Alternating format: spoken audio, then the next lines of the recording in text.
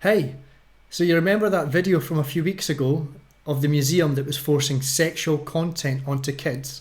I do male role, I do female role, I do quarter sex, dyke sex, heterosex, bisexual sex, heavy dancing, and dishes on alternate Fridays. Shoving images of butt plugs and genitals into children's faces? Well, I've got some update for you. I'm going to show you how the museum responded to it and how they blatantly lied and twisted the truth. I know, what a surprise, taxpayer-funded clowns telling lies. And I'll show you some of the comments I got from people who thought that this sexualised content was appropriate for kids. So that last video did cause a bit of a fuss as it was picked up by the Daily Mail. I have to say, well done to everyone who contacted the museum or shared the video. It's woken up a lot of people who would usually be blind to this pushing of ideology. I was sceptical at first when the journalist contacted me. Her social media is full of a bit of woke speech, so I was expecting a hit piece to be done on me. But she actually wrote a fair article, so thank you very much, Sarah. I appreciate that. It just goes to show what you can do with a journalism degree from RMIT. Seriously, I'm genuinely grateful that she didn't twist anything and she reported it fairly. She did update the article the next day with an official statement of lies from the museum.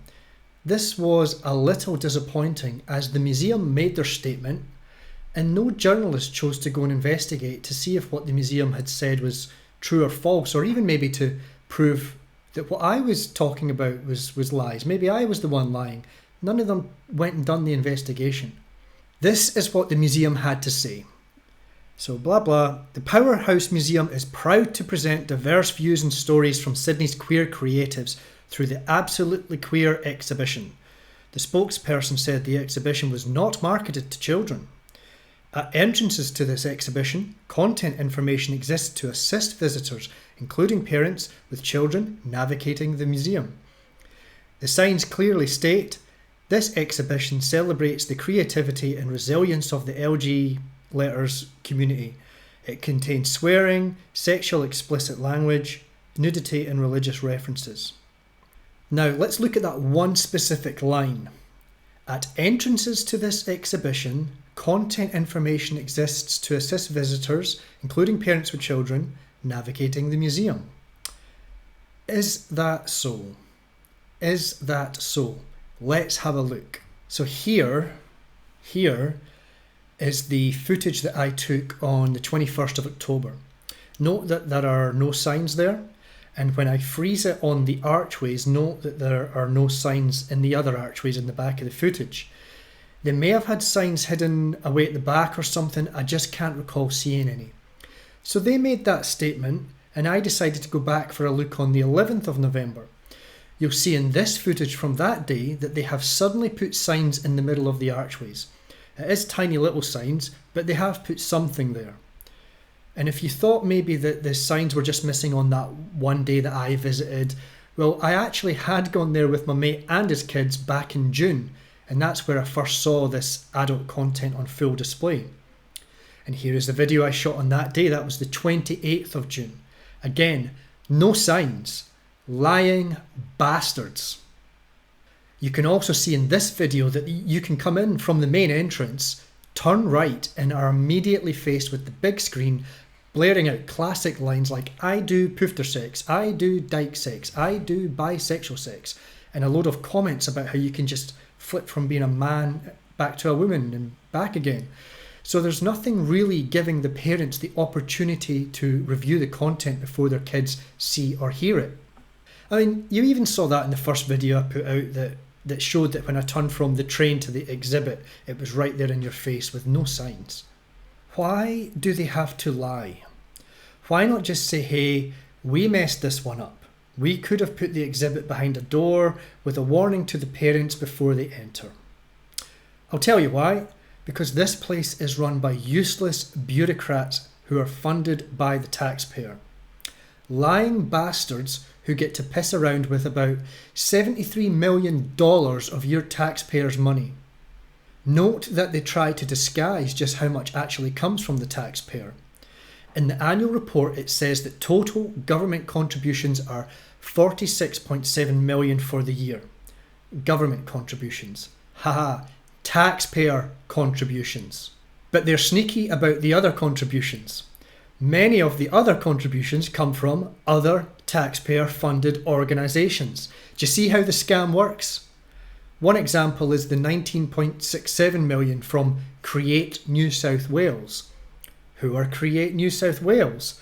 Well, it's a branch of the New South Wales Department of Premier and Cabinet. Funding also comes in from various foundations. So I'm going to have to get me one of these non-profits set up.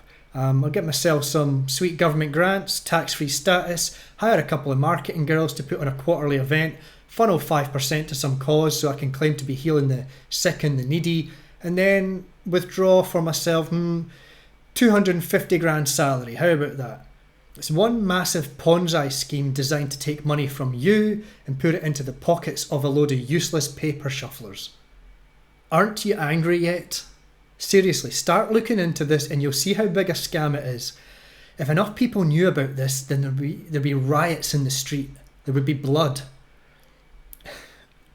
I've done videos before highlighting similar scams being pulled by the E-Safety Commissioner and the Youth Affairs Council of Victoria. Let's look at the executives of the Powerhouse Museum. They might not be the ones who lied to the media, but they are certainly turning a blind eye to the filth and are doing pretty well financially at the taxpayers' expense. I'm talking about people like the chief executive, Lisa Havila, the head honcho on 400 grand with her Master of Arts Administration and Arts Management. Woohoo! And you've got Mark Wildston, the COO. It's not even a real surname, Wildston. Wilson wasn't fancy enough for him, so he added a D so he had something to brag about at dinner parties. Mark says in his profile that he is committed to a diverse and inclusive work culture that encourages individual growth and collaboration. A bland statement of wank like that tells me that someone's got his balls in a vice.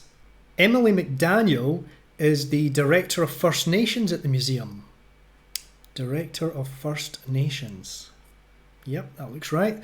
And she tells us that her practice centres on storytelling. She's from the Kalari clan.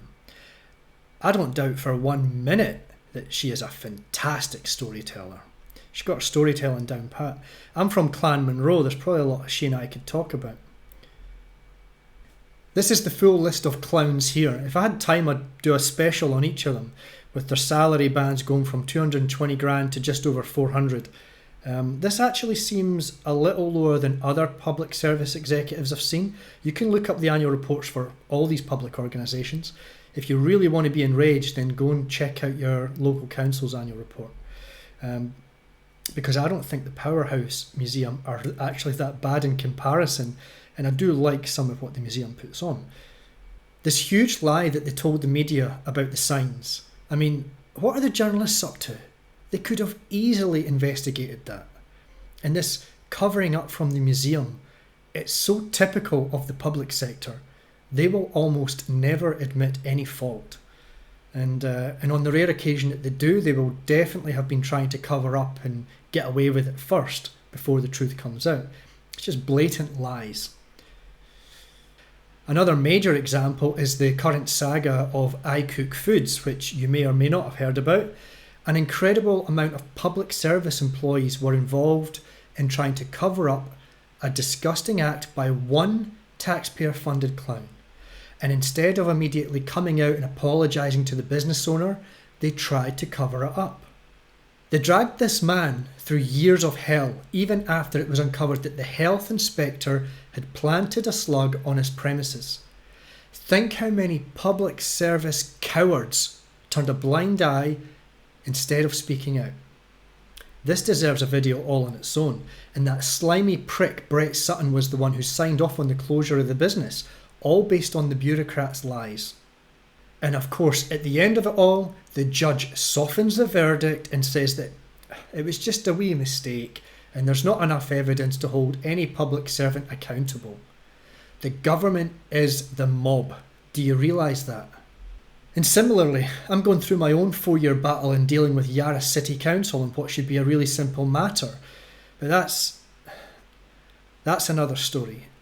It doesn't matter how much evidence you have to prove that a government office is inept or deceitful, they will continue to lie and cover it up instead of just coming clean and apologising. And this gives you a good insight into the government's actions in recent years. Perhaps they overreached with some lockdowns and mandates, but once they overreached, they were unable to admit that and they had to keep the ball rolling. Anyway, the response online to the video I posted a few weeks ago was overwhelming shock at what the museum had on display. But there were a handful of people justifying it or twisting the discussion into something else. We had this one get on his high horse because he linked a Conservative politician to the museum. My response was, I couldn't care less if it's a Labour or Liberal aligned bureaucrat who's behind this, or if it's a Christian, Muslim, Buddhist, Hindu, Jew or atheist. I think it's wrong.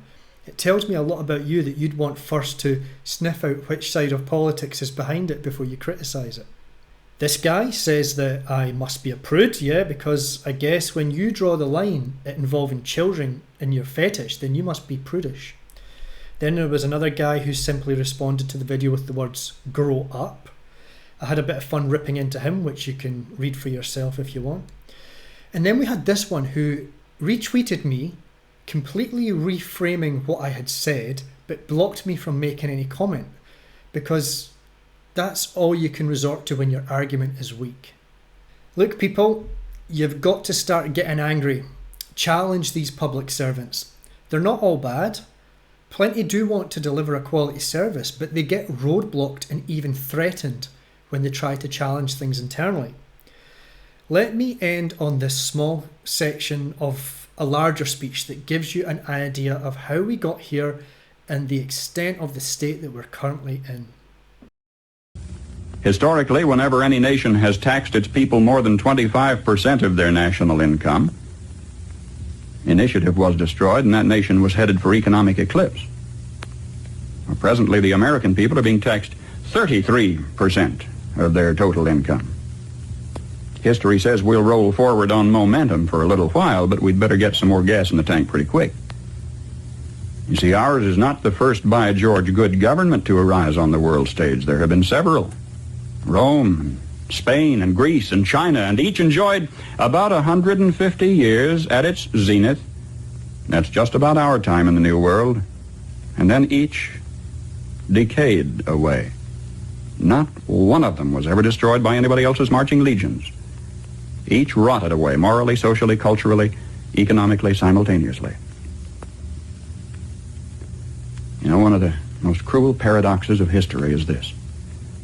Because each was a good government, it bore bountiful fruit. And when it bore bountiful fruit, the people got fat.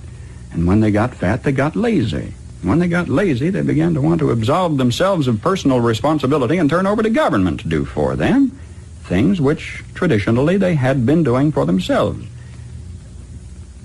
At first, there appears to be nothing wrong asking government to perform some extra service for you, but if you ask government for extra services, government, in order to perform its increasing function, has to get bigger, right? And as government gets bigger, in order to support its increasing size, it has to what? Tax the individual more, so the individual gets littler. And to collect the increased taxes requires more tax collectors, so the government gets bigger, and in order to pay the additional tax collectors, it has to tax the individual more, so the government gets bigger and the individual gets littler. And the government gets bigger and the individual gets littler until the government is all-powerful. The individual is hardly anything at all. The government is all-powerful. The people are cattle.